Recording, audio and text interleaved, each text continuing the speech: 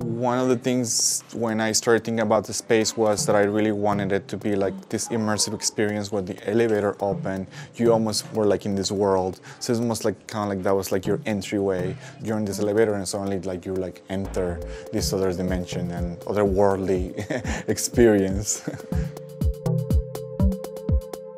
I have been making collage for the last 15 years.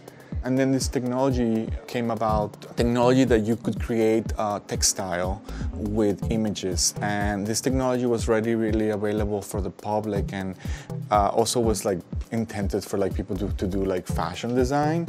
I started uploading all these images, send them to China. And I had an exhibition a couple years ago, and literally I just went through all my archive. I have so many images from the first collage to the last collage. I mean, and there were like some images that were really good, some images that weren't that good. So you had like a little bit of everything. So I just printed everything in my archive, and I got back like this big roll of fabric that was like 100 yards of fabric. And when I opened it, it was almost kind of like, it was emotional because it was all my work. It was like, you know, but it was very interesting because when it gets printed, you know, all this work that was three-dimensional just became flat.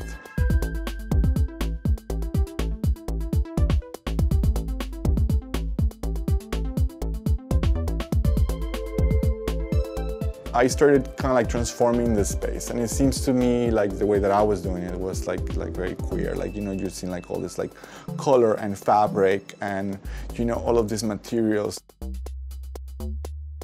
There's definitely like this obsession with collecting things from the thrift store, you know, salvaging things from the thrift store, you know, almost like a routine, you know, almost like every day before going to the studio.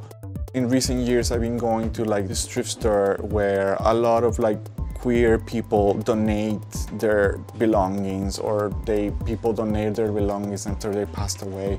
So there's definitely like, when you go there, there's definitely like, again, like this like queer energy, queer spirits. When you go through all that stuff, there's definitely all these things that have a lot of history. So I started using like all of these kind of like hand-me-down leather like items, taking them back to the studio and kind of like transforming them into the bodies of some of the figures. So this kind of like leather becomes like the skin of the characters, you know, so.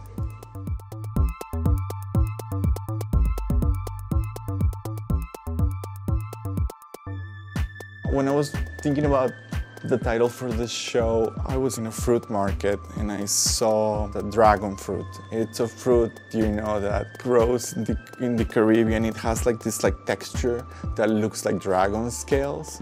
I was always very fascinated by looking at images of dragons, and I also like noticed that there was like, you know, all the different cultures have an interpretation of a different dragon.